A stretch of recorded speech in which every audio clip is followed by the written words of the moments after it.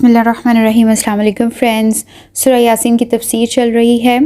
अभी तक हमने 32 आयत तक समझा है। आज 33 से इंशाल्लाह 41 तक हम करेंगे।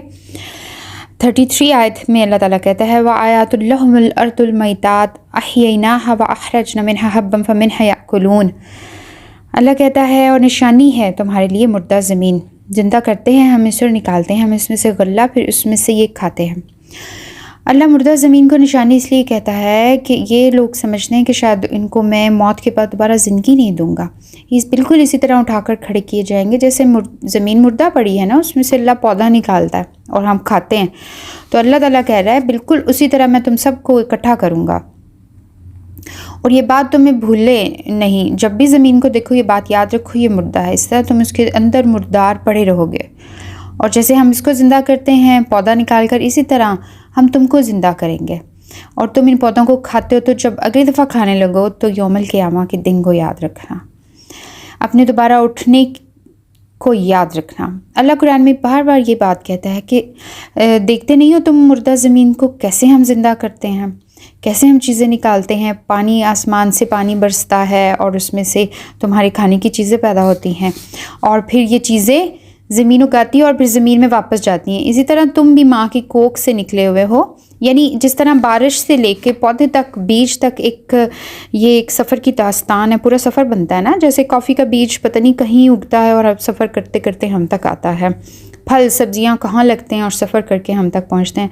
इसी तरह इंसान की पैदाइश का भी सफ़र चल रहा है, माँ की कोख से लेकर कब्र में जाने तक के सफ़र की दास्तान है। जैसे अल्लाह ताला सूरह आबसा में भी कहता है सुम्मा अमातहु फ़अक़बरा सुम्मा इज़ा शाअ अंशरा, अल्लाह हर कार उसे मौत देगा और कब्र में डालेगा, यानी इंसान को, और जब चाहेगा निकाल लेगा।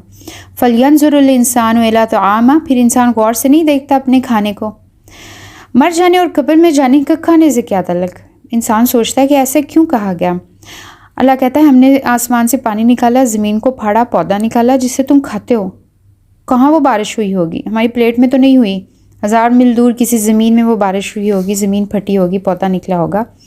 खाने के ज़रिए दरअसल अल्लाह हमें अपने दोबारा उठाए जाने की तरफ इशारा कर रहा है और इससे इंसान के सोचने और देखने का व्यू बदला जा रहा है कि अगर इंसान, इससे न सिर्फ इंसान के अंदर शुक्र पैदा होता है बल्कि उसको याद भी आता है कि मैंने अल्लाह के सामने खड़े होना है, मैंने जवाबदेह हूँ अल्लाह ताला के सामने एक दिन। हमारे इर्द गिर्द की जो कायनात है, जितनी चीज़ें फैली हुई हैं, सब अल्लाह की निशानियाँ, आयात हैं और कुरान में भी अल्लाह की आयात हैं। तो जैसे इमाम रज़ी कहते हैं कि कुरानी आयात इन आयात को, यानी जो हमारे इर्द गिर्द की निशानियाँ हैं, इनके थ्रू अल्लाह ताला दोहराता है, समझ आती है एक दूसरे की, और इन आयात के थ्रू कुरान पाक की समझ आती है।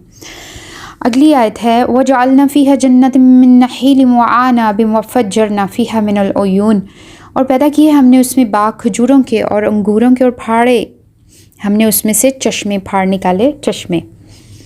अल्लाह ताला कहता है कि देखो जन्नत बाग का नाम है, ये आखिरत की ज़िक्र नहीं हो रहा, इस दुनिया की में किसी भी बाग को अरबी ज़ुबान में जन्नत कहते हैं। तो अल्लाह ताला कहता है तुम्हारी इर्द गिर्द कितनी खूबसूरत हसीन दुनिया फैली हुई है, देखो तो सही ज़रा खजूरों को, अंगूरों को कैसे, और फिर हम चश्मों को कैसे फाड़ते हैं। कहने की बात यह है कि अल्लाह ने ये दुनिया है वो आखिरत की दुनिया का एक प्रीव्यू तैयार किया है। अगर हमें दुनिया की चीज़ों का अंदाज़ा ना हो कि बाग चश्मा क्या बला है, तो हम जन्नत के बारे में जब आपको बताया जाएगा कि ये मिलेगा, आप कहोगे मुझे क्या पता क्या मिलेगा। तो अल्लाह ने कुछ झलक की कि हाँ इस दुनिया में आखिरत की कराई है। इन चीज़ों का जिनको शौक़ ना हो तो उनके अंदर जन्नत की भी मोटिवेशन नहीं होगी। ये दुनिया जन्नत तक जाने का ज़रिया है। ये दुनिया ऐसी है, इंसान सोचता है कि ये दुनिया ऐसी है तो फिर आखिरत क्या होगी। यहाँ हम किसी की गलती की वजह से नहीं आए। अक्सर लोग सोचते हैं इस दुनिया में तो हम आदम अलैहिस्सलाम की गलती की वजह से आए, ऐसा नहीं है। वो एक उनकी अपनी मिस्टेक थी। इस दुनिया में अल्लाह ताला ने जो एक प्लान तैयार किया था इंसानों के लिए, वो अल्लाह ताला की पूरी प्री प्लानिंग है, उसका इस मिस्टेक से कोई ताल्लुक़ नहीं कि अल्लाह ताला ने उस सज़ा की वजह से बाकी सारे इंसानों को आज़माइश में डाल दिया, ऐसा नहीं है। सारे इंसानों की आज़माइश का जिक्र अल्लाह ताला पहला कहता है कि मैं तुम्हें दुनिया में भेजूँगा खलीफा बनाकर। उसके बाद कहा गया कि आदम से ये गलती हुई तो हमने कहा चलो जाओ, अब तुम्हें दुनिया में तुम टेस्ट के लिए तो जा ही रहे हो, तो वहाँ पर तुम्हें شیطان بھی ملے گا جو تمہیں بار بار بہکائے گا، لیکن تم نے یاد رکھنا ہے، تمہیں میں بار بار اپنی نشانیاں دوں گا، تم نے یاد رکھنا ہے کہ رب کی طرف واپس لوٹنا ہے۔ اس نے غلطی کی، معافی نہیں مانگی، تم غلطی کرو جب بھی تم معافی مانگ لیا کرو، میں تمہیں معاف کر دیا کروں گا۔ لِيَأْكُلُهُ مِن ثَمَرِهِ وَمَا عَمِلَتْ أَيْدِيهِمْ أَفَلَا يَشْكُرُونَ۔ اللہ کہتا ہے تاکہ یہ کھائیں ان کا پھل، حالانکہ نہیں ہے یہ بنایا ان کے ہاتھوں نے، کیا پھر بھی شکر ادا نہیں کریں گے؟ اللہ چاہتا ہے کہ ہم اچھے کھانے کھائیں اور اللہ کا شکر ادا کریں۔ کسان جتنی مرضی محنت کر لے، پھل اللہ پیدا کرتا ہے۔ آپ درخت کا خیال رکھ سکتے لیکن اس میں مٹھاس، اس پھل کی انجینئرنگ، اس پھل کی ساخت کیسی ہوگی، یہ اللہ کرتا ہے۔ دو پتھروں کو ہم آگ سلگھانے کے لیے جب رگڑ دیتے ہیں تو اس میں سے کیا پتھروں کی وجہ سے آگ نکل رہی؟ نہیں، یہ اللہ ہے جو اس میں سے آگ پیدا کرتا ہے۔ کہنے کا مطلب یہ ہے کہ اللہ کی ان نعمتوں کا مقصد ہے ہمیں شکر گزار بنانا۔ اس سب کا مقصد یہ ہے ہمیں پتہ چلے کہ کون سی چیزیں ہم نے اپنے ہاتھوں سے نہیں بنائی۔ انسان صرف کوشش کرتا ہے اور ہمارا دین ہمیں یہی سکھاتا ہے کہ ہم نے کوشش کرنی ہے، نتیجہ اللہ کے ہاتھ میں ہے۔ اب ہوتا یہ ہے کہ ہمارے ہاتھ دو انتہائی بن جاتی ہیں۔ ایک وہ لوگ ہوتے ہیں جو کہتے ہیں آرام سے بیٹھ جاؤ، سب کچھ اللہ کے ہاتھ میں ہے، اللہ کے علاوہ کوئی کچھ نہیں کر سکتا۔ دوسری قسم کے لوگ وہ ہیں جو کہتے ہیں کہ میری کوشش کی وجہ سے ساری کامیابی ہوئی۔ دونوں غلط نظریات ہیں۔ ایک میں صرف اللہ پر اعتماد ہے، خود پر نہیں، دوسرے میں صرف خود پر ہے، اللہ پر نہیں، جبکہ ہمارا دین ہمیں بیلنس دیتا ہے۔ ہماری ذمہ داری ہے محنت کرنا، کوشش کرنا، اور اس کے بعد یہ ماننا کہ جتنی بھی میں کوشش کر لوں نتیجہ نہیں نکلے گا جب تک اللہ نہیں چاہے۔